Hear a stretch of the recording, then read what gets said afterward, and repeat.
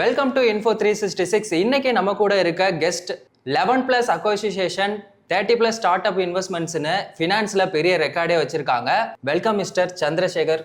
தேவா, வணக்கம். Thank you so much for having me. Thank you sir.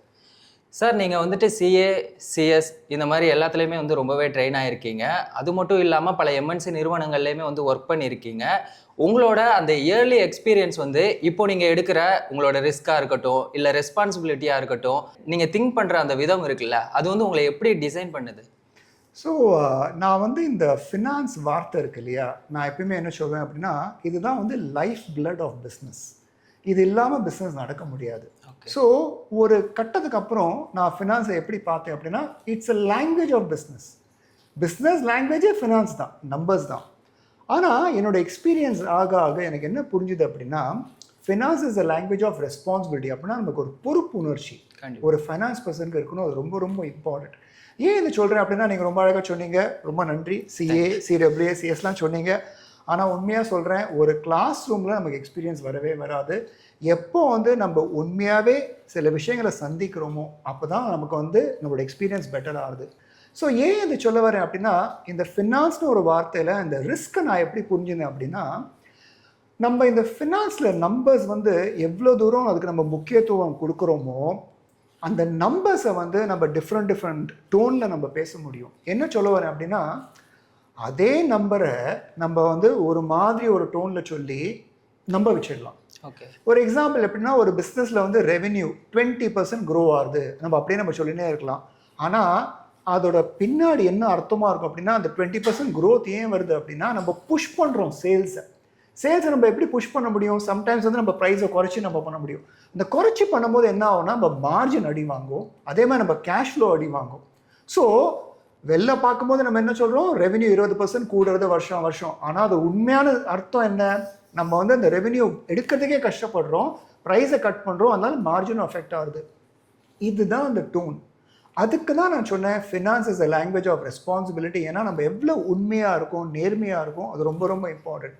இன்றைக்கி என்ன ஆயிடுத்து, இந்த ரிஸ்க் இன் ரெஸ்பான்சிபிலிட்டி இது வந்து நம்ம சேர்த்து பார்க்கல அப்படின்னா நம்மளால் வந்து நேர்மையாக வந்து பிஸ்னஸை நடத்த முடியாது. இந்த ரிஸ்க் நம்ம எடுக்கும்போது ரெஸ்பான்சிபிளாக ரிஸ்க் எடுக்கணும். நம்ம வந்து நம்மளை பற்றியே யோசிக்காமல் நம்மளோட இக்கோசிஸ்டமை நம்ம நல்லபடி யோசிச்சு நம்ம அந்த ரிஸ்க்கை எடுத்தோம் அப்படின்னா 4 பேருக்கு நல்லது நடக்கலாம். ஸோ இதுதான் நம்ம முயற்சியாக இருக்கணும். ஸோ ஒவ்வொரு பீரியட் ஆஃப் டைம் நான் என்ன புரிஞ்சிருந்தேன்னா, என்னோட இந்த கம்பெனிலாம் ஒர்க் பண்ண இல்லையா, இந்த பெரிய பெரிய நிறுவனம் கேபிஎம்ஜியில் ஒர்க் பண்ணேன், எக்ஸான் மொபைல் ஒர்க் பண்ணேன்.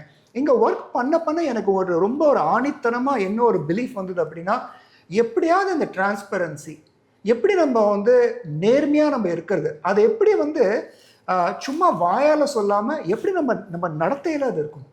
அதுதான் வந்து ஃபஸ்ட்டு பிரின்சிபலாக நான் கண்டுபிடிச்சேன். அதுதான் நான் ஃபஸ்ட்டு ரொம்ப எம்ப்ரேஸும் பண்ணுறேன். செகண்ட் வந்து நான் என்ன பார்த்தேன் அப்படின்னா, எப்படி வந்து ஒரு ஆப்ரேஷன் அதை வந்து நம்ம நல்லபடியாக நடத்தணும். அதுக்கு வந்து கண்டிப்பாக உங்களுக்கு ப்ராசஸ் தேவை, உங்களுக்கு வந்து சில சிஸ்டம்ஸ் தேவை, சில ப்ரொசீஜர் தேவை. அதை எப்படி நான் கற்றுக்கணும், அதெல்லாம் தான் என்னோடய முயற்சியாக இருந்தது. அது வந்து இப்போ என்னோடய ஆண்டர்பிரினர்ஷிப்க்கு ரொம்பவே உதவியாக இருக்குது. ஏன்னா இன்றைக்கி வந்து ஒரு கார்ப்பரேட் கவர்னன்ஸாக இருக்கட்டும், இல்லாட்டா ஒரு ப்ராசஸாக இருக்கலாம், எப்படி வந்து அதை வந்து நான் ஈஸியாக எம்ப்ரேஸ் பண்ணணும், அது வந்து நேச்சுரலாக எனக்கு வருது இந்த எக்ஸ்பீரியன்ஸ்னால தான். ஸோ நான் இந்த கேபிட்டல் வார்த்தை இருக்கு இல்லையா, அதுவே நான் வந்து வேறு மாதிரி புரிஞ்சிருந்தேன். எப்படி புரிஞ்சிருந்தேன் அப்படின்னா, நம்ம ரொம்ப வேகமாக பண்ணதுனால தான் நம்ம ஜெயிக்க முடியாது. நம்ம எதுவுமே வந்து ஒரு ஸ்ட்ரக்சர்டாக பண்ணால் தான் நம்ம ஜெயிக்க முடியும். ஸ்ட்ரக்சர்னா என்ன? ஒரு ப்ராப்பர் ஃபவுண்டேஷன் இருக்கணும், ஒரு ப்ராப்பராக வந்து ப்ரொசீஜர் இருக்கணும், ஒரு ப்ராப்பராக ஒரு ஃபண்டமெண்டல் எஸ்டாப்ளிஷ் பண்ணணும். அதுக்கு மேலே தான் வந்து நம்ம நிறுவனத்தை நம்ம நடத்தவே முடியும். அந்த பேஸ் இருக்குது பாருங்கள், அதுதான் வந்து எனக்கு இந்த ஃபினான்ஸ் வந்து சொல்லி கொடுத்துருக்கு. ஸோ கவர்னன்ஸாக இருக்கட்டும், அதே மாதிரி வந்து எப்படி எத்திக்கலாக நம்ம ஒர்க் பண்ணோம், அதே மாதிரி எப்படி ப்ராசஸ் எம்ப்ரேஸ் பண்ணோம், அதுதான் என்னோட வாழ்க்கையில் நான் மெயினாக கற்றுக்கிட்டேன். ஓகே சார், இப்போது கார்ப்பரேட் லீடர்ஷிப்பில் இருந்து இப்போ நம்ம ஒரு பிஸ்னஸ் பர்சனாக வரும்போது நீங்கள் அன்லேர்ன் பண்ண முக்கியமான ஒரு விஷயம் அப்படின்னா அது என்ன? இது ரொம்பவே இன்ட்ரெஸ்டிங்கான கொஸ்டின் தேவா. ஏன்னா இப்போ கார்ப்பரேட் வேர்ல்டில் நம்ம பாஸாக இருக்கும் போது அப்படி கை தட்டினா எல்லாம் நம்மக்கிட்ட வருவாங்க. ஓகே, ஆனால் ஒரு ஆண்டர்பிரினர் கை தட்டினா நம்ம தான் வரணும். ஸோ ஒரே ஒரு விஷயம் எனக்கு என்ன புரிஞ்சுது அப்படின்னா, கார்ப்பரேட் வேர்ல்டில் உங்களுக்கு அந்த ஸ்ட்ரக்சர் இருக்குது, கார்ப்பரேட் வேர்ல்டில் ஒரு ப்ராசஸ் இருக்குது. கார்ப்பரேட் வேர்ல்டில் உங்களுக்கு ஏதாவது ஒரு விஷயம் உங்களால் பண்ண முடியல, நீங்கள் எஸ்கலேட் பண்ணலாம். உங்கள் பாஸ் கிட்ட சொல்லலாம், இல்லைனா உங்கள் சுப்பீரியர் கிட்ட சொல்லலாம், இல்லைனா உங்கள் பியர்ஸ் கிட்டையும் சொல்லலாம். எஸ்கலேட் பண்ண முடியும். ஆனால் ஆண்டர்பிரினர்ஷிப் அப்படி கிடையாது. ஆண்டர்பிரினர்ஷிப்பில் ஒரு முடிவு நம்ம தான் எடுக்கிறோம், அதோட கான்சிக்வன்ஸ் நம்ம தான் ஃபேஸ் பண்ணி ஆகணும். பெரிய ப்ராசஸ்லாம் கிடையாது. ஏன்னா ஆண்டர்பிரினர்ஷிப் என்ன அர்த்தம், இப்போ தான் பிகின் பண்ணுறோம். அதனால் வந்து எது சரியாக போகும் நமக்கு தெரியவே தெரியாது. மோஸ்ட் இம்பார்ட்டன்ட் என்ன அப்படின்னா நம்ம எஸ்கலேஷன் நம்ம தான். ஏன்னா நம்ம தான் ஒருத்தர் அங்கே இருக்கும். ஸோ ஆண்டர்பிரினர்ஷிப் ரொம்ப அழகாக எப்படி புரிஞ்சுது அப்படின்னா, ஒரு கிரிக்கெட்டர் இருக்கு குமார சங்கக்காரான்னு, ஓகே, ஸ்ரீலங்கன் கிரிக்கெட்டர். அவர் வந்து ரொம்ப அழகாக இங்கிலீஷில் சொல்லுவார், there are no right or wrong decisions. You must be able to take a decision, go out there and make it right. சிம்பிளாக சொல்லணும்னா எதுவுமே தப்பான டிசிஷனோ ரைட்டான டிசிஷனோ கிடையவே கிடையாது. மனசில் ஒரு தைரியத்தை வாங்கி அந்த டிசிஷன் நம்ம எடுத்து கோதால போய் அதை சரிப்படுத்தணும், அவ்வளோதான். இதுதான் ஆண்டர்பிரினர்ஷிப் எனக்கு ரொம்ப அழகாக கற்றுக் கொடுத்தது. ஸோ ஆண்டர்பிரினர்ஷிப்னா என்ன, நமக்கு எங்கேயாவது ஒரு ஆட்டிடியூட் நமக்கு இருக்கணும். எப்படி வந்து நம்ம ஜட்ஜ்மெண்ட், நம்மளோட நினைவு, நம்மளோட யோசிக்கிற தனம் அதை எப்படி கிளியராக ஆக்குறது, ஸோ தட் என்ன மாதிரி கஷ்டம் வந்தாலும் அந்த கஷ்டத்துலேயும் நம்ம எப்படி நிதானமாக டிசிஷன் எடுத்து முன்னோக்கி நம்ம போகணும். இதுதான் ஆண்டர்பிரினர்ஷிப் நான் சொல்லிக் கொடுக்குறேன். சார் நீங்கள் வந்து 11+ அக்வசிஷன் பண்ணியிருக்கீங்க. ஒரு டீலில் நம்பரை தாண்டி ஒரு ஃபவுண்டர் காமனாக பண்ணுற மிஸ்டேக் அப்படின்னா என்ன? ஸோ ஒரு M&A டீல் நீங்கள் எடுத்தீங்கன்னா 2 பார்ட்டி சேர்றாங்க. 2 பார்ட்டி சேரும் போது அவங்களோட நினைப்பு எப்படி இருக்கணும் அப்படின்னா, நான் எப்படி இதை வந்து கரெக்டாக எடுத்து இதை வந்து நல்லபடியாக ஃப்யூச்சரில் எடுத்துன்னு போகணும். அதுதான் அவங்களோட ஃபஸ்ட்டு பிரின்சிபலாக இருக்கணும். ஸோ நான் எப்பயுமே என்ன சொல்லுவேன்னா, ஒரு டீல் வந்து ஒரு வெட்டிங் மாதிரி. வெட்டிங்னா என்ன, அந்த சமயத்தில் நடக்கிற விஷயம். ஆனால் இந்த M&Aல வந்து ஒரு வார்த்தை நம்ம எப்பயுமே ரொம்ப உன்னிப்பாக நம்ம கவனிக்கணும் அப்படின்னா இன்டகிரேஷன். இன்டகிரேஷன்னா என்ன, அது ஒரு மேரேஜ் மாதிரி. மேரேஜ்னா என்ன, கல்யாணம் நடந்தவனே 2 பேரும் ஒருத்தரை புரிஞ்சுன்னு, தப்பாகவும் புரிஞ்சுக்கலாம் கரெக்டாகவும் புரிஞ்சுக்கலாம், ஆனால் எப்படி வந்து வாழ்க்கையை நடத்தணும்னு அப்படி யோசிக்கிறாங்க பாருங்க, அதுதான் இந்த இன்டகிரேஷன். இது வந்து முக்காசி M&Aல வந்து அவங்க மறந்துடுறாங்க. அவங்க டீலை தான் பார்க்குறாங்க தவிர எப்படி இந்த 2 பிஸ்னஸை இன்டெகிரேட் பண்ணும். இன்டகிரேஷன்னா என்ன, நாங்கள் இங்கிலீஷில் வந்து ஒரு வார்த்தை சொல்லுவோம், சினர்ஜி. சினர்ஜினா ரொம்ப சிம்பிளாக சொல்லணும்னா 1+1 is greater than 2.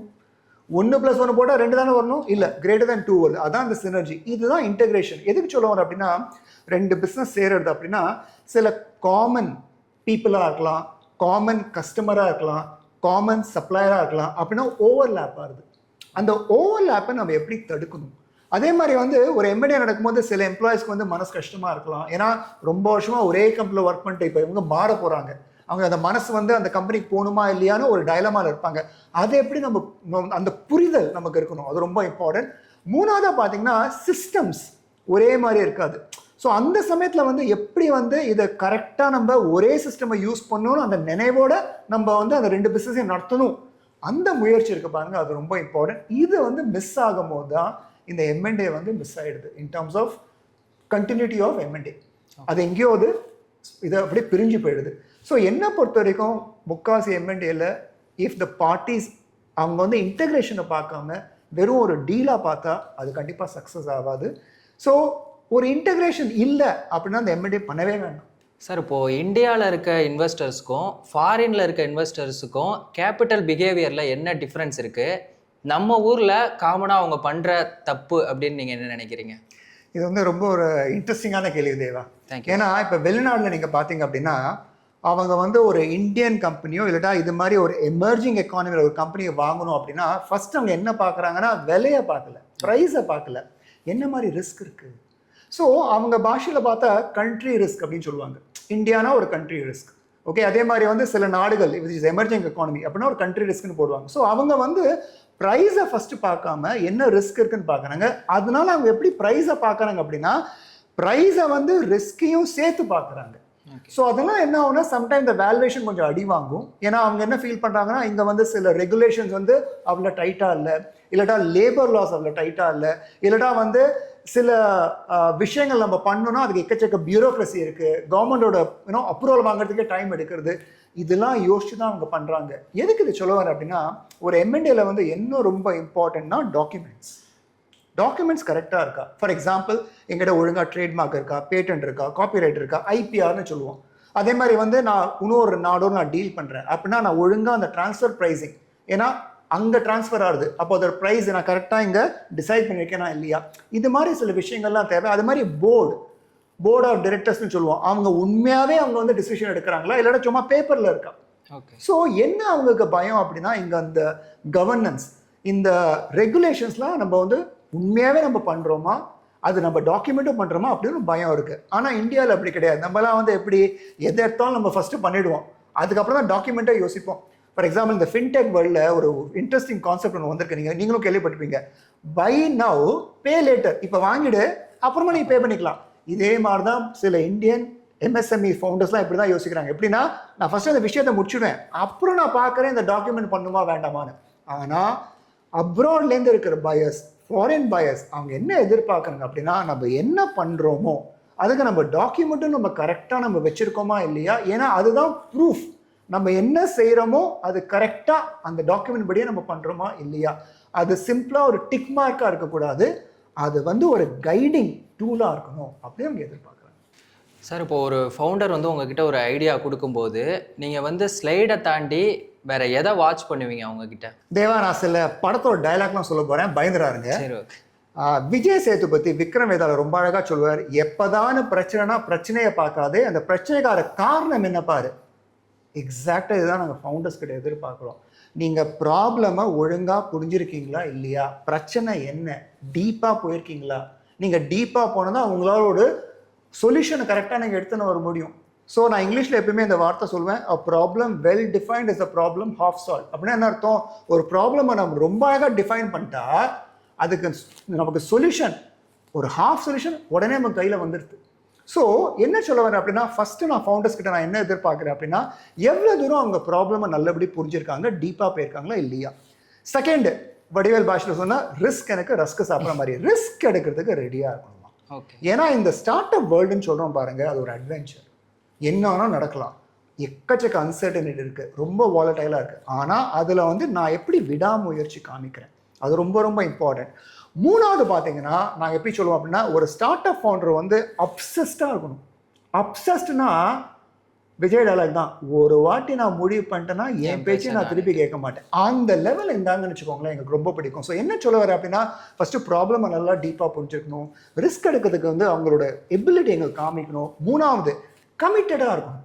நான் டிசைட் பண்ணிட்டேன், அதனால எப்படி இருந்தாலும் நான் ஜெயிக்க போகிறேன். இதுதான் வந்து நாங்கள் டெக்கை விட்டு நாங்கள் ஃபவுண்டர்ஸ் கிட்ட நாங்கள் மெயினாக பார்க்குறோம். ஓகே.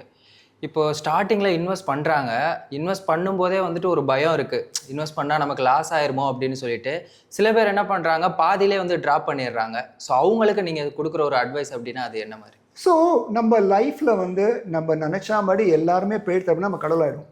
ஓகே. ஆனால் நம்ம கடவுள் கிடையாது, நம்ம ஃபஸ்ட்டு தானே நம்ம மனுஷா தான். ஸோ ஒரு விஷயம் ஒழுங்காக போகல அப்படின்னா நம்ம வந்து என்ன டீப்பாக நம்ம ஆராய்ச்சி பண்ணோம் அப்படின்னா, என்ன காரணம் நம்மளால் கரெக்டாக சக்ஸஸ்ஃபுல்லாக போக முடியல. அதுக்கு தான் நமக்கு இன்டெலிஜென்ஸ் நம்ம யூஸ் பண்ணி ஆகணும். இமோஷன் யூஸ் பண்ணக்கூடாது, நான் இவ்வளோ எஃபர்ட் போட்டேன் ஆனால் ஒன்றுமே நடக்கலையே, ட்ராமாவே கூடாது. ஃபஸ்ட்டு இன்டெலிஜென்ஸை நம்ம நல்லபடி அப்ளை பண்ணி எதனால நம்ம தோக்குறோம். இன்னொன்று, ஒரு விஷயம் நமக்கு தெரியறது அது கரெக்டாக போகல அப்படின்னா நமக்கே தெரியணும், அதை விட்டு நம்ம எப்படி இன்னொரு விஷயத்தை நம்ம எம்ப்ரேஸ் பண்ணி அதை நம்ம எடுத்துன்னு போகலாம். இங்கிலீஷில் வந்து இதுக்கு வார்த்தை பிவெட்னு சொல்லுவோம். பிவெட்னா நம்ம விஷனை மாற்றலை, ஆனால் நம்மளோட ஸ்ட்ராட்டஜி நம்ம எப்படி அப்ரோச் பண்ணுறோமோ நம்ம அதை மாற்றுறோம். ஸோ ஒரு ஃபவுண்டர் வந்து ஒரு விஷயம் ஒழுங்காக போகலன்னா ஃபஸ்ட்டு இன்டெலிஜென்ஸை யூஸ் பண்ணி எது சரியாக போகல, என்ன நம்ம சரியாக்கலாம் அதை ஃபஸ்ட்டு யோசிக்கணும். சப்போஸ் சரியாக்க முடியலையா, அடுத்த விஷயத்தை நம்ம யோசிச்சு பார்க்கணும். இதே வடிவில் நம்ம திருப்பி எடுத்துகிட்டு வந்தால் த்ரிஷா இல்லைன்னா திவ்யா. ஸோ அந்த ஒரு கான்ஃபிடன்ஸ் வந்து அவங்க உள்ளேருந்து எடுத்துன்னு வந்தால் தான் அந்த ஃபவுண்டர்ஸ்க்கு ஜெயிக்கிறதனும் அப்போ தான் வரும். ஸோ விஷயம் ஒழுங்காக போகலாம் அழையலாம் முடியாது, ஆராய்ந்து இது எப்படி ஜெயிக்க முடியும், அப்படிப்பட்ட ஒரு ஃபவுண்டரில் தான் இன்வெஸ்டர்ஸ் வந்து கண்டிப்பாக பெட் பண்ணுவாங்க. ஏன்னா அது மாதிரி ஃபவுண்டர்ஸ் தான் நமக்கு தேவை. ஓகே. இப்போ நீங்கள் சொன்னதுலேருந்து ஒரு கொஸ்டின் கேட்கணும்னு தோணுச்சு. இப்போ ரொம்ப பெருசாக வளர்ந்து வர ஒரு கம்பெனி பாதியிலே வந்து ஒரு கம்பெனி வந்து ட்ராப் ஆகிட்டாங்க. ஸோ இது ரெண்டுக்கும் உள்ள டிஃப்ரெண்ட்டாக நீங்கள் என்ன பார்க்குறீங்க? ஸோ நான் எப்படி பார்ப்பேன் அப்படின்னா, ட்ராப் ஆகிட்டான் பட் அடுத்த முயற்சி என்ன பண்ணுறோம். ஏன்னா ட்ராப் ஆகிட்டான் அப்படின்னா சம்டைம்ஸ் அந்த ஃபவுண்டருக்கு என்ன தெரியறது, இனிமேல் வேலைக்கு ஆகாது. இங்கிலீஷில் அகைன் ஒரு ஸ்டேட்மெண்ட் சொல்கிறேன், genius is in knowing what to hold on to and when to let go. அப்படின்னா எவன் தெரியுமா ஜீனியஸு, அவனுக்கு தெரியும் எப்போ மட்டும் நான் முயற்சி பண்ணோம், ஒரு லிமிட்டுக்கு அப்புறம் தேவையில்லடா அதை விட்டுன்னு பாருங்க, அதான் ஜீனியஸ். அப்படிப்பட்டவரை அந்த ஃபவுண்டர் இருந்தாங்கன்னா எங்களுக்கு ரொம்ப பிடிக்கும். ஏன்னா அப்படின்னா என்ன அர்த்தம், அவங்க கிளியராக ரியலைஸ் பண்ணிட்டாங்க இது வந்து கரெக்டாக போக போகிறது இல்லை, ஸோ அடுத்த முயற்சி நான் எடுக்கிறேன். ஸோ அப்துல் கலாம் வந்து ரொம்ப அழகாக சொல்ல லைஃப்பில் வந்து நோ அப்படின்னு வந்துருக்குன்னா அந்த நோக்கு நோ அர்த்தம் கிடையாது, அந்த நோக்கு அர்த்தம் வந்து நெக்ஸ்ட் ஆப்பர்ச்சுனிட்டி, அடுத்தது நான் என்ன பண்ணலாம். ஸோ இது மாதிரி அந்த ஃபவுண்டர்ஸ் இருந்தாங்கன்னா எங்களுக்கு ரொம்ப பிடிக்கும். கண்டிப்பாக நாங்களே என்கரேஜ் பண்ணுவோம். ஏன்னா ஃபார் த ஃபவுண்டர் அடுத்த விஷயம் அவங்க பண்ணும்போது அவங்களுக்கு என்ன சப்போர்ட் தேவை, என்ன மாதிரி வந்து அவங்களுக்கு ஃபண்டிங் தேவை, என்ன மாதிரி அவங்களுக்கு வந்து இக்கோசிஸ்டம் சப்போர்ட் தேவை, அது எல்லாத்தையும் நாங்கள் வந்து கொடுக்கறதுக்கு நாங்கள் ரெடியாக இருக்கோம். Okay sir. இப்போது நீங்கள் ஜீரோலேருந்து ஸ்டார்ட் பண்ணுறீங்க அப்படிங்கும்போது நீங்கள் ஃபஸ்ட்டு ஃபோக்கஸ் பண்ணுற விஷயம் எதுவாக இருக்கும்? ஸோ எங்களை பொறுத்த வரைக்கும் 2 விஷயம் ரொம்ப இம்பார்ட்டன்ட். ஏன்னா ஜீரோலேருந்து ஸ்டார்ட் பண்ணுறோம் இல்லையா, அந்த ப்ராப்ளம் அதை ஒழுங்காக புரிஞ்சிருக்கானா இல்லையா, அவன் டீப்பாக போயிருக்கானா இல்லையா. ஏன்னா ஒரு ப்ராப்ளம் வந்து பெருசாக இருந்தால், ஒரு ப்ராப்ளம் எக்ஸ்பென்சிவாக இருந்தால், ஒரு ப்ராப்ளம் ஃப்ரீக்வெண்ட்டாக இருந்தால், அடிக்கடி வந்துனே இருக்குது, ஒரு ப்ராப்ளம் மேண்டட்டரியாக இருந்ததுன்னா அப்படின்னா அந்த ப்ராப்ளம் உண்மையாகவே ப்ராப்ளம். இதுக்கு வந்து நாங்கள் இங்கிலீஷில் வரது வந்து பெயின் கில்லர்னு வச்சுருக்கோம். பெயின் இருக்குது, அதை கில் பண்ணும்ல, அப்போ தான் அந்த ஸ்டார்ட் அப் அங்கே வரான் பெயின் கில்லராக. ஸோ இன்னைக்கு பெரிய பெரிய ஸ்டார்ட் அப்ஸ்லாம் வந்து அவங்க பெயின் கில்லர்ஸாக வந்திருக்காங்க, அதனால தான் அவ்வளோ பெரிய புகழ் அவங்க வந்து எடுத்திருக்காங்க. ஸோ நாங்கள் ஃபஸ்ட்டு பார்க்குறது வந்து ப்ராப்ளம் ஒழுங்காக புரிஞ்சிருக்கானா, அந்த ப்ராப்ளம் வந்து டீப்பாக போயிட்டு அதனால அவன் சொல்யூஷன் கரெக்டாக எடுத்துன்னு முடியுமா, இதான் நாங்கள் ஃபஸ்ட்டு பார்க்குறோம். செகண்ட் விஷயம் ரொம்ப இம்பார்ட்டன்ட் என்ன அப்படின்னா, இந்த ஃபவுண்டர் இந்த மார்க்கெட்டுக்கு மேட்ச் ஆறானா இல்லையா. ஸோ இவனோ அவளோ மேட்ச் ஆகிறாங்களா இல்லையா, அதை நாங்கள் மெயினாக பார்க்குறோம். அதை நாங்கள் எப்படி பார்க்குறோம் அப்படின்னா, ஒன்று வந்து அவங்களோட டெக்னிக்கல் நாலேஜ், அந்த டொமைன் நாலேஜ், என்ன பண்ணுறாங்களோ செக்மெண்ட் அவங்க கரெக்டாகவே அந்த புரிதல் இருக்கா இல்லையா. பட் இன்னொன்று என்ன அப்படின்னா, டீமை பில்ட் பண்ணிடணும். ஸோ அவங்களால வந்து ஒரு செட்டு சேர்க்க முடியுமா, ஒரு டீமை சேர்க்க முடியுமா, அதுதான் நாங்கள் மெயினாக பார்க்குறோம். அதுக்கு என்ன அப்படின்னா, அவங்க வந்து விஷனையும் கரெக்டாக எக்ஸ்பிரஸ் பண்ணணும், ஸோ தட் 4 பேர் நம்பி அந்த பிஸ்னஸை ஜாயின் பண்ண முடியும். பட் மோர் இம்பார்ட்டன்ட்லி அவங்களுக்கு வந்து ஒரு சென்ஸ் ஆஃப் பிலாங்கிங்னஸ் கொடுக்கணும். அதாவது நம்ம எல்லாரும் சேர்ந்து ஜெயிக்கலாமே அப்படின்னு அந்த நோக்கத்தை அவங்க கொடுக்கணும். இந்த குவாலிட்டி இருக்கான்னு தான் நாங்கள் மெயினாக பார்க்குறோம். ஏன்னா இங்கிலீஷில் அகைன் நாங்கள் சொல்ல போனால், we always bet on the jockey then the horse. ஜாக்கினா யார், அந்த ஃபவுண்டர். ஹார்ஸ்னா என்ன, அந்த ஸ்டார்ட் அப். நாங்கள் எப்பவுமே அந்த ஃபவுண்டரை தான் பெட் பண்ணுறோம் தவிர அந்த பிஸ்னஸை நாங்கள் பெட் பண்ணல. ஸோ அதனால இந்த ஃபவுண்டர் மார்க்கெட் ஃபிட் எங்களுக்கு ரொம்ப இம்பார்ட்டன்ட். ஸோ 2 விஷயம் தான். ஒன்று வந்து ப்ராப்ளம் சொல்யூஷன் ஒழுங்காக புரிஞ்சிருக்கானா, ப்ராப்ளம் நல்லா புரிஞ்சு சொல்யூஷன் கரெக்டாக இருக்கும். அடுத்தது இந்த ஃபவுண்டர் அந்த மார்க்கெட்டுக்கு சரியாக கிடையாது, இதுதான் நாங்கள் மெயினாக பார்க்குறோம். எந்த செக்டார் மேலே உங்களுக்கு ரொம்ப இன்ட்ரெஸ்ட் இருக்குது, என்ன ரீசன் சார்? தேவா, இப்போ பார்த்தீங்க அப்படின்னா நாங்கள் வந்து இந்த வேர்ட் சஸ்டைனபிலிட்டி அதில் வந்து ரொம்ப முக்கியத்துவம் கொடுக்குறோம். ஏன் அப்படின்னா இன்றைக்கி இருக்கிற மில்லியனர்ஸும் ஜென்ஸையும் அவங்க வந்து சஸ்டைனபிலிட்டியை ரொம்ப ஆதரிக்கிறாங்க. ஸோ எங்கள் காலத்தில் வந்து பார்த்திங்கன்னா நாங்கள் வந்து எவ்வளோ வந்து குறைச்சலாக நஷ்டத்தை பண்ண முடியும் அப்படின்னு தான் நாங்கள் யோசித்தோம். இன்றைக்கி இருக்கிற யங் மைண்ட்ஸ் அவங்க எப்படி யோசிக்கிறாங்கன்னா, எவ்வளவு நிறையா விஷயத்த நான் நல்லது பண்ண முடியும் அப்படின்னு அவங்க யோசிக்கிறாங்க. ஸோ எனக்கு வந்து இந்த சஸ்டைனபிலிட்டினா என்னென்னா, ஒன்று இந்த ரினியூவபிள் எனர்ஜி. ஸோ நீங்கள் இப்போயே பார்த்துப்பீங்க எலக்ட்ரிக் வெஹிக்கிள்லாம் ரொம்ப ஃபேமஸ் ஆகிடுது. ஸோ நாளைக்கு வந்து நீங்கள் ரினியூவபிள் எனர்ஜியில் ஹைட்ரோஜனும் வரலாம், என்ன வேணால் வரலாம். ஸோ இது ஒரு இம்பார்ட்டன்ட் செக்மெண்ட். வேஸ்ட்லேருந்து எப்படி வெல்த் கிரியேட் பண்ணணும், அதுவும் அவங்க நிறையா விஷயத்தில் அவங்க வராங்க. அதே மாதிரி எப்படி வாட்டர், இன்றைக்கி வாட்டர் வந்து இப்படியே நம்ம யூஸ் பண்ணோன்னா எப்போ காலியாக அவங்களுக்கு தெரியாது. ஸோ அந்த வாட்டர் கன்சர்வேஷன் அதை நம்ம எப்படி நல்லபடி பண்ணோம். அதே மாதிரி வந்து சப்ளை செயின், இன்றைக்கி சப்ளை செயின்லனா எந்த ஐட்டமும் வராது. நம்ம மாட்டுக்கு ஃபோனில் அழகாக வந்து ஜெப்டோவோ இல்லைனா வந்து பிக் பாஸ்கெட்டோ டக்குன்னு பண்ணிடுறோம், ஆனால் அது வரணும் இல்லை. ஸோ அது எப்படி சஸ்டைனபிளாக இருக்கணும், சஸ்டைனபிள் சப்ளை செயின். இதெல்லாம் வந்து சில ஏரியாஸ் எங்களுக்கு ரொம்ப பிடிச்சிருக்கு, அது ஒன்று பார்த்துருக்கோம்.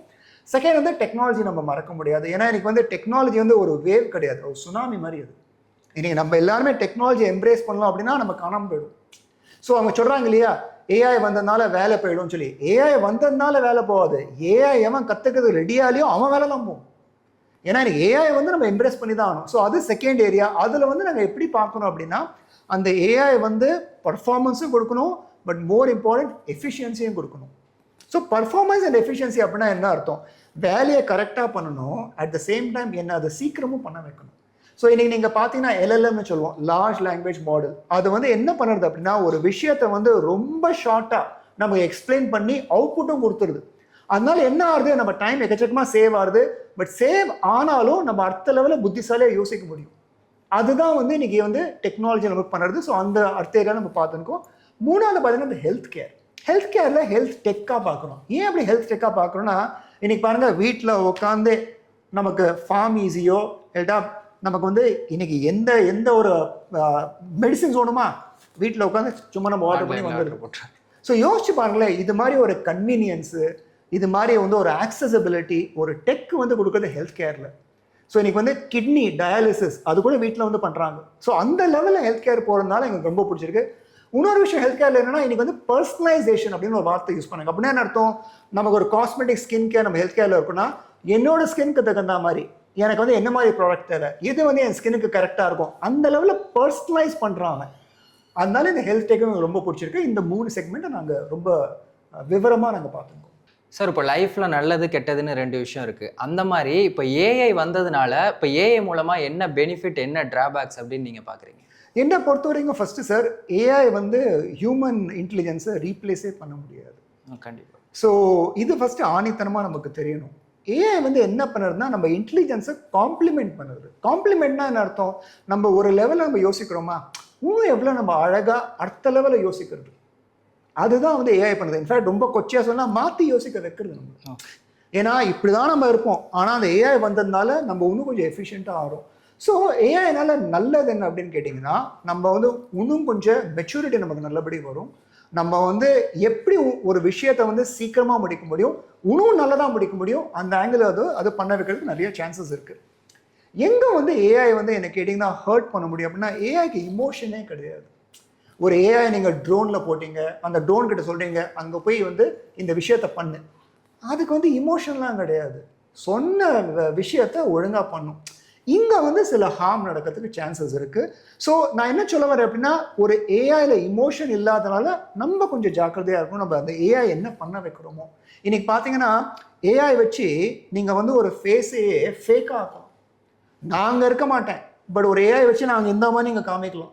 ஸோ இது மாதிரி இந்த ஃபேக்கெலாம் நடக்கிறது பாருங்கள், இதுதான் நம்ம கொஞ்சம் ஜாக்கிரதையாக இருக்கணும்.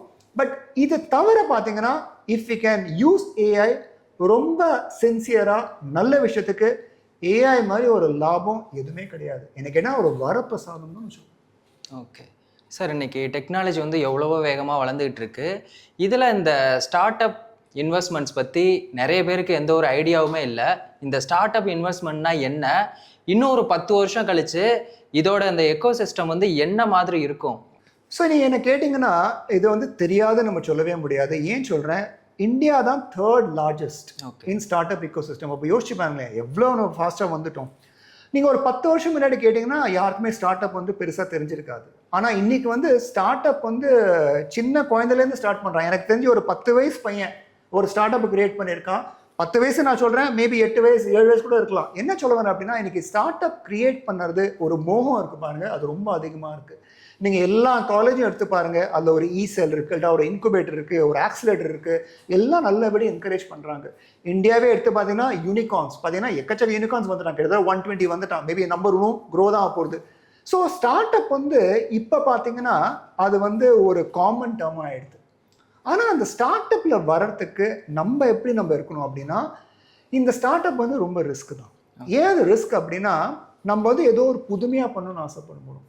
நம்ம வந்து ஒரு விஷயம் எப்படி இருக்கோ அதே நம்ம திருப்பி நம்ம விழலை, ஏன்னா அதுக்கு பேர் பிஸ்னஸ், அதுதான் மீ டூன்னு சொல்லுவோம். அதே மாதிரி தான் நம்ம திருப்பி பண்ணுறோம். ஆனால் ஸ்டார்ட் அப் வந்து மீ டூ கிடையாது.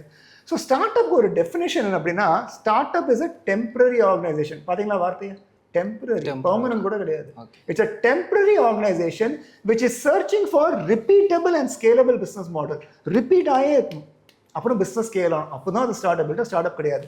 ஸோ ஒரு விஷயம் நம்ம காதலையும் விழும், நிறையா ஸ்டார்ட் அப் ஃபெயில் ஆகிறாங்களே. ஏன் ஃபெயில் ஆகிறாங்க அப்படின்னா, அவங்களால ஒரு பிஸ்னஸை ஸ்கேலபிளாக எடுத்துன்னு போக முடியல. அவங்களால ஏன் முடியல அப்படின்னா, கஸ்டமரை ஒழுங்காக புரிஞ்சிக்க மாட்டேங்கிறாங்க, மார்க்கெட் அவங்க ஒழுங்காக புரிஞ்சிக்க மாட்டேங்கிறாங்க, டீம் அவங்களால சேர்க்க முடியல, ஒரு காம்படிஷன் வந்தால் பயந்துடுறாங்க. அதே மாதிரி இந்த ப்ராடக்ட் வந்து அடுத்த ஜியாகிரபிக்கு எடுத்துன்னு போகணும் அப்படின்னா அவங்க எப்படி எடுத்துன்னு போகணும், ஒரு பார்ட்னர்ஷிப்னா என்ன, கிராஸ் பார்டர்னா என்ன, எதுவுமே தெரியாமல் ஸ்டார்ட் அப்குள்ளே வந்துடுறாங்க. அசீம் பிரேம்ஜி ரொம்ப அழகாக சொல்வார், யாராவது ஸ்டார்ட் அப்பில் சும்மா ஃபேஷனுக்காக வந்தான் அப்படின்னா அவங்களால ஜெயிக்கவே முடியாது. ஸோ எனக்கு ஒரே ஒரு பயம் என்னென்னா, நம்ம 3rd largest start up ecosystem சொன்னாலும் ஒரு ஃபேஷனுக்காக இதுக்குள்ளே வந்தோன்னா நம்மளால் ஜெயிக்க முடியாது. ஸோ என்ன நம்ம பண்ணணும், ஒன்று மார்க்கெட்டை ஒழுங்காக புரிஞ்சுக்கணும், செகண்ட் நமக்கு வந்து பிஸ்னஸ் மாடல் அதோட புரிதல் நமக்கு ரொம்ப நல்லபடியாக இருக்கணும், தேர்டு செட்டு சேர்க்க தெரியணும். அப்படின்னா டீம் மேனேஜ்மெண்ட் இல்லாமல் ஒரு பிஸ்னஸ் ஒழுங்காக வராது. அதே மாதிரி நம்ம பிஸ்னஸை நம்ம எப்படி அந்த பிஸ்னஸை நம்ம மெஷர் பண்ணணும் அப்படின்னு நம்ம யோசிக்கணும். நான் எப்பயுமே சொல்லுவேன், if we can't measure we can't manage, will only damage. So ரொம்ப இம்பார்ட்டன்ட்னா இதெல்லாம் நீங்கள் தெரிஞ்சிருந்தீங்கன்னா கண்டிப்பாக இப்போ ஸ்டார்ட் அப்பில் வரலாம். ஏன்னா ஜெயிக்கிறதுக்கு அப்போ நிறைய சான்சஸ் இருக்குது. சார் உங்களோட லைஃப்பில் நீங்கள் எடுத்த ஒரு ரெஸ்பான்சிபிலிட்டினால உங்களை தூங்க விடாமல் ஒரு விஷயம் நடந்திருக்கு, உங்களுக்கு அந்தளவுக்கு ரொம்ப ப்ரெஷராக இருக்குது, அந்த மாதிரியான ஒரு மூமெண்ட் ஏதாவது இருக்கா? பர்சனலாக கேட்டிங்கன்னா எனக்கு ஒரு பெரிய ஆசை ஆண்டர்பிரினர்ஷிப்பில் என்ன அப்படின்னா, எப்படி வந்து நான் நடத்துகிற பிஸ்னஸ் பேர் இன்வெஸ்ட்மெண்ட் பேங்கிங். இதில் வந்து எப்படி நான் வந்து ரொம்ப பெரிய லெவலில் படிக்காதவங்க எப்படி இதில் வந்து அவங்க இதையும் அவங்க கற்றுக்க முடியும் அப்படின்னு ஒரு முயற்சியில் நான் இருக்கேன். ஸோ அது வந்து என்னை ஏன் தூங்க வைக்கல அப்படின்னு கேட்டிங்கன்னா, இந்த நினைப்பு வந்து நல்ல நினைப்பு தான், ஆனால் இது ஒரு கஷ்டமான விஷயமும். ஏன்னா என்னோட இன்வெஸ்ட்மெண்ட் பேங்கிங்கில் பார்த்தீங்கன்னா நாங்கள் மர்ஜர்ஸ் அண்ட் அக்விசிஷன் சொல்லுவோம். அப்படின்னா அர்த்தம் ஒரு பிஸ்னஸை வாங்குறது விற்கிறது. அப்புறம் வந்து ஃபண்ட் ரைஸ்ன்னு சொல்லுவோம். நீங்கள் ஸ்டார்ட் அப் பற்றி கேட்டிங்களே, ஃபண்ட் ரைஸு. அப்புறம் ஒரு பிஸ்னஸ் எப்படி மதிப்பு பார்க்கணும், வேல்யூவேஷன். ஒரு பிஸ்னஸில் வந்து நம்ம எப்படி கரெக்டாக போகிறதா இல்லையா, டியூ டிலிஜென்ஸ். அதே மாதிரி வந்து இன்னைக்கு ஐபிஓ ப்ரீ ஐபிஓ போகிறது, இதை பற்றி நம்ம எப்படி அந்த புரிதல் இருக்கணும். இதெல்லாம் வந்து ஒரு லேசான விஷயம் கிடையாது.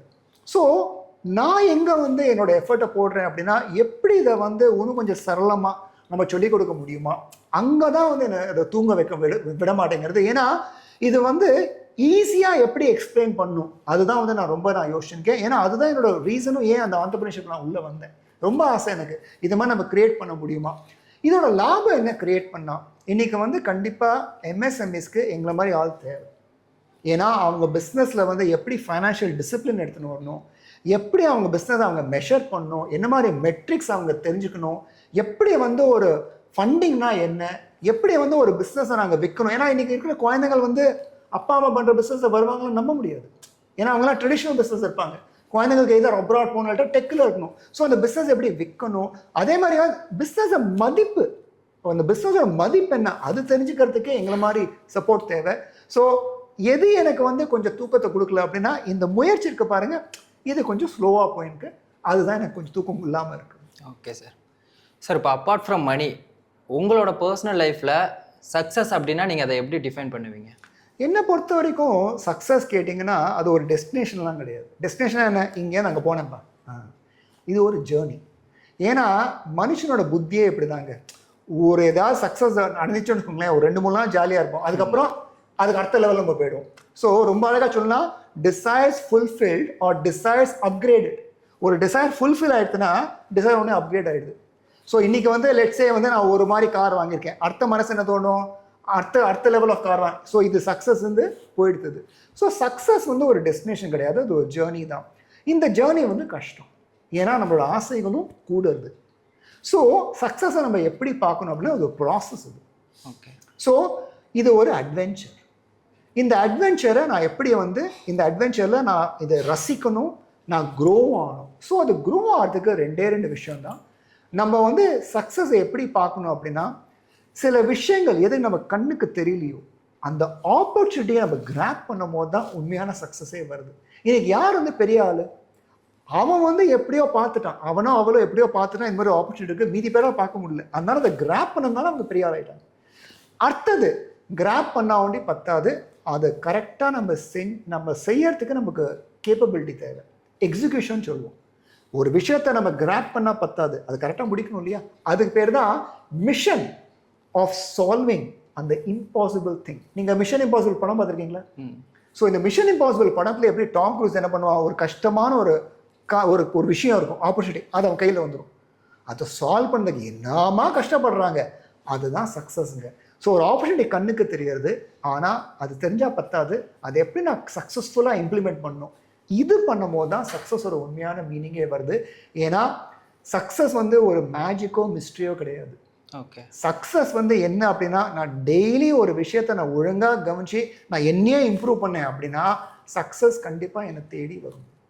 Okay sir. இப்போ உங்களோட லைஃப் ஜேர்னிலேருந்து பீப்புள் வந்து ஒரு விஷயத்தை வந்து லேர்ன் பண்ணிக்கணும், இது ஒரு பிரின்சிபலாக எடுத்துக்கணும் அப்படின்னா நீங்கள் என்ன சொல்லுவீங்க? என்னோட எக்ஸ்பீரியன்ஸ்லேருந்து பார்க்க போனால் நான் ஒரு வார்த்தை ஸ்ட்ரக்சர் தான் சொல்வேன். ஸ்ட்ரக்சர்னா என்ன அப்படின்னா, அது வந்து ஒரு ஃபவுண்டேஷன், அது வந்து ஒரு பேஸு. ஏன் அப்படி சொல்கிறேன் அப்படின்னா, ஒரு மரத்தை எடுத்துக்கோங்களேன், மரத்தோட ஸ்ட்ரென்த்து வந்து அந்த ஸ்டெம்ஸா இல்லையே, ரூட்ஸ் தானே. ஸோ நான் எப்பயுமே என்ன சொல்கிறேன் அப்படின்னா, deeper the roots, dollar, stronger, broader the tree will be. So நமக்கும் அப்படி தானே, நம்ம ரூட்ஸ் ஃபவுண்டேஷன் ஸ்ட்ராங்காக இருந்தால் நம்ம எவ்வளோ ஸ்ட்ராங்காக இன்னும் நல்ல விஷயத்த பண்ண முடியும். ஸோ எனக்கு பொறுத்த வரைக்கும் இந்த ஸ்ட்ரக்சர் தான். ஏன்னா ஸ்ட்ரக்சர்னா என்னை பொறுத்த வரைக்கும் டிசிப்ளின். ஸ்ட்ரக்சர்னா என்னை பொறுத்த வரைக்கும் என்னன்னு கேட்டிங்கன்னா அது ஒரு ஒரு ஒரு பில்லர் மாதிரி. அது அந்த பில்லர் தான் எல்லாத்தையும் தாங்குறது. ஸோ என்னை பொறுத்த வரைக்கும் இதுதான் வந்து நான் நல்ல முயற்சியாக எடுத்துருக்கேன். எப்படி வந்து என்னோட பேஸை ஸ்ட்ரென்தன் பண்ணுறது. ஏன்னா என்னோட பேஸ் ஸ்ட்ரென்தன் ஆகிடுது அப்படின்னா நான் எந்த விஷயத்த பண்ணாலும் அந்த பேஷன் அந்த இன்ட்ரெஸ்ட் குறையாமல் நம்ம பண்ண முடியும். பட் மோர் இம்பார்ட்டன்ட்லி எனக்கு அந்த வெறி இருக்கும், எப்படியாவது நான் ரீச் பண்ணி முடிக்கணும். இப்போ எல்லாருமே ஸ்டார்டிங்கில் பார்த்தீங்கன்னா ஒரு வெறியோட தான் வந்து ஆரம்பிப்பாங்க. ஆனால் அதுக்கான ரிசல்ட் வந்து அவங்களுக்கு வந்து உடனே கிடைக்காது. என்னடா நம்ம ட்ரை பண்ணிகிட்டே இருக்கோம், ஆனால் நமக்கு எந்த ஒரு ரீச்சுமே இல்லை, எந்த ஒரு முன்னேற்றமுமே இல்லை அப்படின்னு சொல்லி பாதியிலே வந்து ட்ராப் பண்ணிடுறாங்க. ஸோ அவங்களுக்கு நீங்கள் கொடுக்குற ஒரு மோட்டிவ்னா அது என்ன மாதிரி இருக்கும்? ஸோ என்ன கேட்டிங்கன்னா தேவா, அவர் greatest weakness lies in giving up. இதுதான் மனுஷனோட கிரேட்டஸ்ட் வீக்னஸ். ஏன் அப்படி வீக்னஸ் ஆகுது? நம்ம வந்து ஒரு விஷயத்த பண்ணுறோம், நம்ம வந்து சில விஷயங்கள்லாம் நமக்கு எதிர்ப்பாக போகிறது. அப்போ நம்ம மனசில் கான்ஃபிடென்ஸை நம்ம லூஸ் பண்ணிடுறோம், அதனால் நம்ம விட்டு விடுறோம். ஸோ நம்ம இந்த வீக்னஸை எப்படி நம்ம தவிர்க்க முடியும் அப்படின்னா ரொம்ப simple. The only way to succeed Deva is to try one more time. Okay, the only way to succeed Deva. அடுத்தாடி ஒரு முயற்சி நம்ம எடுத்து பார்க்கணும். அடுத்த முயற்சி இது பண்ணும்போது தான் நம்மளால வந்து ஜெயிக்க முடியும். இது வந்து நம்ம மனுஷனாக உணரணும் ஃபர்ஸ்ட். ஓகே, இங்கே நம்ம ஏன் லூஸ் பண்ணிடுறோம்? ஏன்னா நமக்கு வந்து ஒரு அந்த அந்த டிட்டர்மினேஷன் இல்லை, நமக்கு வந்து ஜெயிக்கணும்னு அந்த வெறி இல்லை. அதனால சொன்ன ஸ்டார்டிங்ல வந்து நிறைய இருக்கு, அது நிரந்தரமா போகணும். அதனால அந்த விஜய் டயலாக், ஒரு வாட்டி முடிவு பண்ணிட்டேன்னா என் பேச்சை திருப்பி கேட்க மாட்டேன். ஸோ இந்த கமிட்மெண்ட்னு ஒரு வேர்டு இருக்கு பாருங்க, அது வந்து நம்ம உள் வாங்கணும். அது சும்மா வாயால உனக்கு தெரியுமா நான் எவ்வளவு கமிட்டடா இருக்கேன் அதெல்லாம் வேண்டாம். உள் வாங்கணும், செயல்ல காட்டணும். ஸோ இன்னைக்கு வந்து failure is not the opposite of success. Failure is only a rehearsal. Okay, ரிஹர்சல்லாம் என்ன அர்த்தம்? நான் முயற்சி பண்ணி பார்த்தேன் சரியா போல, முயற்சி பண்ணி ஒரு வாட்டி சரியாயிடும்ல. அதுதான் வந்து ஜெயிக்கணும்னு அந்த அந்த இன்டென்ஷன் அப்படி தான் நம்ம இருக்கணும். நான் திருப்பி நான் அதை பண்ணேன்னா கண்டிப்பாக ஜெயிக்க முடியும். இன்ஃபேக்ட் லைஃப்பில் பார்த்தீங்கன்னா most of our failures is because of the failure to realise how close we were to success when we gave up. நம்மளோட ஃபெயிலியர் முக்காசி லைஃப்பில் என்ன தெரியுமா, நம்ம ரியலைஸ் பண்ணுறதுக்கு மறந்துட்டோம் நம்ம எவ்வளோ க்ளோஸாக இருந்தோம் சக்ஸஸ் கிட்ட, அதை நம்ம பார்க்கல. ஏன்னா நமக்கு என்ன டிட்டர்மினேஷன் இல்லை. our greatest weakness lies in giving up. Failure is not the opposite of success, ஒரு ரிஹர்சல் தான். ஸோ ரிஹர்சல்னால அதை நம்ம எப்படி எடுத்துக்கணும், அது ஒரு ஃபீட்பேக் தாங்க. அது வந்து பெர்மனன்ட் கிடையாது, ஒரு ஃபீட்பேக் தான். அந்த ஃபீட்பேக்கை நல்லபடி உள்வாங்கி திருப்பி நான் வரேன், ஜெயிக்கிறேன், என்னால் முடியும், அவ்வளோதான், என்னால் முடியும். ஸோ உள்ளுக்குள்ள I am capable of winning, I am a winner, உள்ள நான் ஜெயிப்பேன் அந்த வெரி உள்ள இருக்கும். ஓகே, ரொம்ப தேங்க்ஸ் சார். இது நிறைய பேருக்கு கண்டிப்பாக மோட்டிவாக இருக்கும். தேங்க்யூ. ஓகே சார், ஃபைனலாக ஒரு ஃபயர் ரவுண்டோட அப்படியே முடிச்சுக்கலாம். கேளுங்க தேவா. ஓகே சார், நான் ஒரு வேர்ட் சொல்லுவேன், நீங்கள் வந்துட்டு அதுக்கு சிம்பிளாக ஒரே வார்த்தையில் சொன்னாலும் சரி, ஆனால் சிம்பிளாக இருக்கணும். சரி, முயற்சி பண்ணுறேன். Okay sir. Capital. So capital வந்து என்னை பொறுத்த வரைக்கும் வந்து அது ஒரு ஃபியூவல் மாதிரி டு ப்ரூவ் நம்ம discipline as well as direction. நம்ம எவ்வளோ டிசிப்ளின்டாக இருக்கும். இன்றைக்கி எப்படின்னா, நான் வந்து ஒர்க் பண்ணும் போது மந்தில் வந்து காசு வரும் இல்லையா, அது பார்த்தீங்கன்னா கடைசியில் பார்த்தீங்கன்னா காசு போயிடும், டிசிப்ளின் இல்லை. ஸோ இது ஒரு ஃபியூவல். நான் எவ்வளோ டிசிப்ளின்டாக வந்து என்ன மாதிரி டைரக்ஷன் நான் ஸ்பெண்ட் பண்ணுறேன் எனக்கு தெரியும். கவர்னன்ஸ் வந்து எனக்கு ரொம்ப பிடிக்கும். ஏன்னா கவர்னன்ஸ் தான் ஸ்ட்ரக்சர். நான் சொன்னபடியே ஸ்ட்ரக்சர்னா என்ன அர்த்தம், இது வந்து நம்ம ஒரு லைஃப் பிரின்சிபிள், இது ஒரு ஃபண்டமெண்டல், ஒரு ஃபவுண்டேஷன். ஸோ கவர்னன்ஸ்னால் என்ன அர்த்தம் அப்படின்னா, நம்ம எப்படி வந்து ஒரு ப்ராசஸை ரெஸ்பெக்ட் பண்ணி அதை கரெக்டாக நம்ம இம்பாய்ப் பண்ணி எடுத்துன்னு போகிறோம். ஓகே, ரிஸ்க் வந்து நான் முன்னாடி சொன்ன மாதிரி கண்டிப்பாக எடுக்கணும். அதனால வடிவேல் டயலாக் ரிஸ்க் சாப்பிட்ற மாதிரி. ரிஸ்க்னா என்ன அர்த்தம் அப்படின்னா, ரிஸ்க் எப்போ தெரியுமா வரும் தேவா, ஒரு விஷயத்தை நம்ம புரியாமே நம்ம பண்ணோம் அப்படின்னா ரிஸ்க். அதுதான் இங்கிலீஷில் ஒரு ரொம்ப அழகான வார்த்தை இருக்குது, கால்குலேட்டட் ரிஸ்க். ரிஸ்க் எடுக்கிறீங்களா, புரிதலோடு எடுங்க. ஏன்னா ரிஸ்க் எடுத்து தான் ஆகணும். ரிஸ்க் எடுக்கலன்னா நம்மளால ஜெயிக்கவே முடியாது. டிசிப்ளின்னா என்ன அப்படின்னா, இன்னைக்கு வந்து ஒரு விஷயம் நான் பண்ணுறேன், அது கரெக்டான திசையில் போல, ஆனால் நான் விட மாட்டேன். டிசிப்ளின் வந்து எனக்கு ஒரு பிரிட்ஜ் மாதிரி. என்னோட கோல் இருக்கு, என்னோட அச்சீவ்மெண்ட் இருக்கு, அதுக்கு பிரிட்ஜ் பண்ணுறது அதான் டிசிப்ளின். ரெஸ்பான்சிபிலிட்டி. நான் ஒரு அவுட்கம் எனக்கு வருது, அந்த அவுட்கம் வந்து சக்ஸஸாகவும் இருக்கலாம், ஃபெயிலியராகவும் இருக்கலாம். ஆனால் அந்த ரெண்டு விஷயத்துலையும் என்னோட இன்டெகிரிட்டி இருக்கா, நான் நேர்மையாக இருக்கேன்னா, அது பார்க்குறது தான் எனக்கு ரெஸ்பான்சிபிலிட்டி. ஓகே, ஃபைனலாக வந்து எல்லாருக்கும் பிடிச்ச கிரிக்கெட், கிரிக்கெட் எனக்கு ரொம்பவே பிடிக்கும். ஏன்னா வந்து நான் MS தோனியோட ஒரு 4 டீலும் நான் பண்ணியிருக்கேன். So thank you for asking that question Deva. Actually நானும் MS தோனியோட பெரிய ஃபேண்டாஸ்டிக். நம்ம எல்லாருமே ஃபேன் தான், அந்த கூல் கேப்டன். ஸோ கிரிக்கெட் பொறுத்தவரைக்கும் என்னன்னா, இது வந்து ஒரு டீம் ஒர்க். கிரிக்கெட் வந்து ஒரு எஃபர்ட். எஃபர்ட் என்ன அப்படின்னா, எப்படியா நம்ம ஜெயிக்கணும். அந்த ஜெயிக்கிற விஷயத்தில் நம்ம தனியாக ஜெயிக்கணும் நம்ம யோசிக்கல, ஒரு டீமாக ஜெயிக்கணும் நம்ம யோசிக்கிறோம். பட் ரொம்ப இம்பார்ட்டண்ட் கிரிக்கெட்னா என்ன அப்படின்னா ஒரு ஸ்ட்ராட்டஜிங்க. நம்ம தோனி பற்றி சொன்னோம் இல்லையா, தோனி எப்பயுமே பார்த்தீங்கன்னா எப்படி ஸ்ட்ராட்டஜிக்காக நம்ம யோசிச்சு எப்படி நம்ம வின் பண்ணணும். ஸோ அதுதான் வந்து எனக்கு கிரிக்கெட் ரொம்ப பிடிச்சிருக்கு. இட்ஸ் அ டீம் கேம், நிறையா ஸ்ட்ராட்டஜி இருக்குது, அதே மாதிரி இட்ஸ் ஃபன் ஆல்சோ. ஓகே, ஃபைனலாக ஒரே ஒரு கொஸ்டின். நீங்கள் வந்து MS தோனி வந்து ரொம்ப பிடிக்கும் அப்படின்னு சொன்னீங்க. ஸோ அவர்கிட்ட இருந்து நீங்கள் கற்றுக்கிட்ட ஒரு விஷயம்? ஒரே ஒரு விஷயம்தான். அவர் வந்து ரொம்ப அழகாக என்ன சொல்லியிருக்கேன்னா, காமாக இருந்தால் லாயல்ட்டியை கெயின் பண்ணலாம்.